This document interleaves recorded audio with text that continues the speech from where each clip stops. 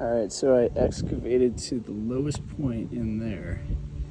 Now this here goes straight down. That side comes down almost to a perfect V gouge. And then in here there's a wall where that's right there where that drops down.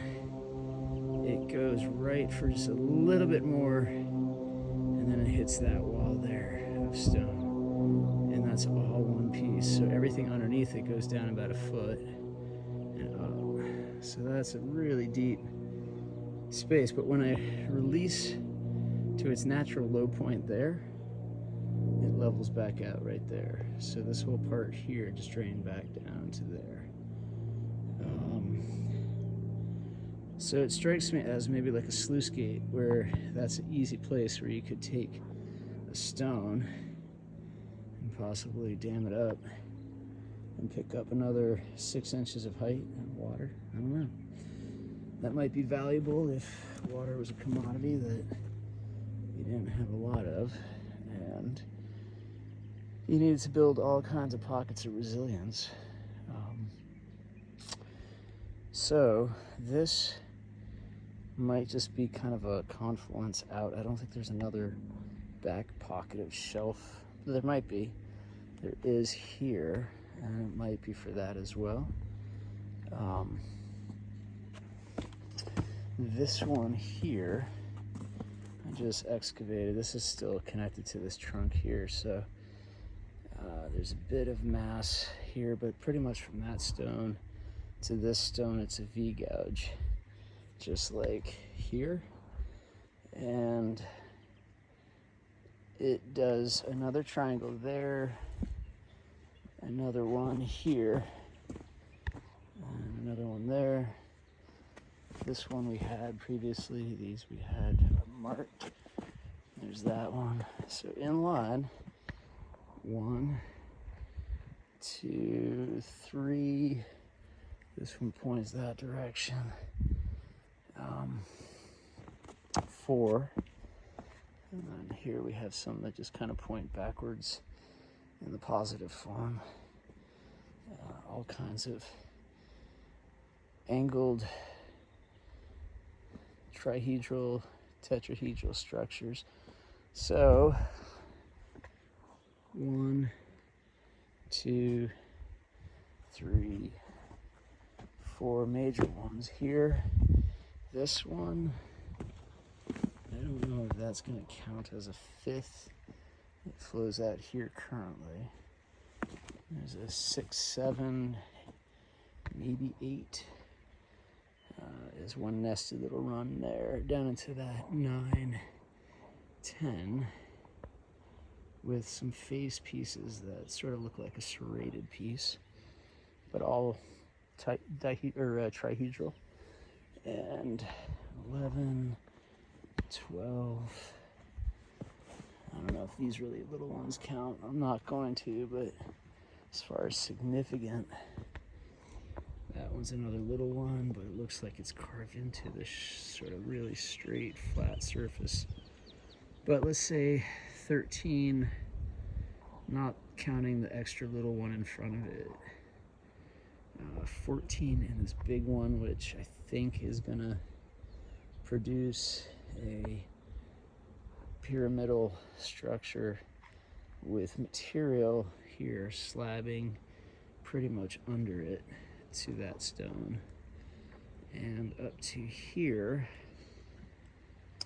with some stone placement up front to keep these, I guess, holding water. These I just removed dirt soil from today, so I don't really know if these are gonna hold water long term. They seemed like I might have moved them around too much with the backhoe potentially, or just the stone and the stumps and roots. But there was that one holding for a little bit before it filled in down there. So give or take a few here and there. You definitely have, I would call this, a trihedral structure. It's just sort of forming the spillway. So it's not really holding anything, but in it there's a number of patterns. This one, I don't know if those count. This I sort of feel like are triangles that once were some form of feather or compass point, or I don't know. It's just sort of, there's just a few of those every so often. So Quetzalcoatl comes to mind, but you know, that's another speculative journey at this junction, though it does link up to sites. Culturally, they could have been interpreted differently, but let's get back to it. So then we're over here. Whether this turns out into another big one or not, it's probably likely it will, but I can't quite count that. This one, I don't know, it's more rhombus. This might hold water, but it might not. So I'm not going to count those. That might count. Yeah, there's these here. I don't know hold water, but they do when it pours. So and the water table's held as well. They hold, so I don't know if that's a thing. This one as well, and a couple down here that I'm not gonna just chase them all at this moment, but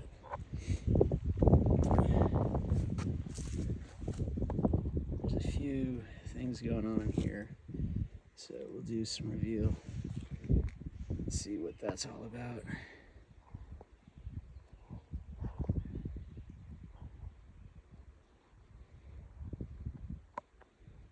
Yeah, that seam isn't actually the base stone, but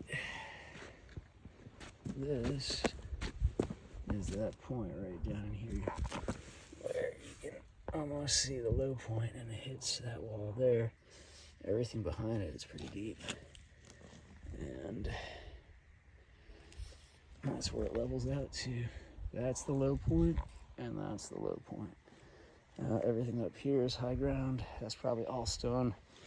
Under here is my guess, and this stump work is sitting on it. And again, we're in the midst of pulling some of these stumps out, trying to get this space opened up as well. So these are all getting opened up today, and not exactly sure how it's all going together, but there sure are a lot of triangles in the mix. So that is the progress for the day. We got a bunch of new stones that were buried.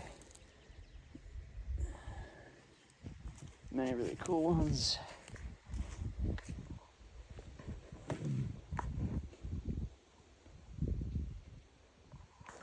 Many that I think would have been carved or has some quartz in it. So you never know. I don't rush out to figure these things as completely determined, but I try to frame it out in the big picture and understand orientations. And I think we're getting close to understanding a little bit more what's going on, so I guess I'll call that some progress. Hope everybody's well and having a great day. Peace.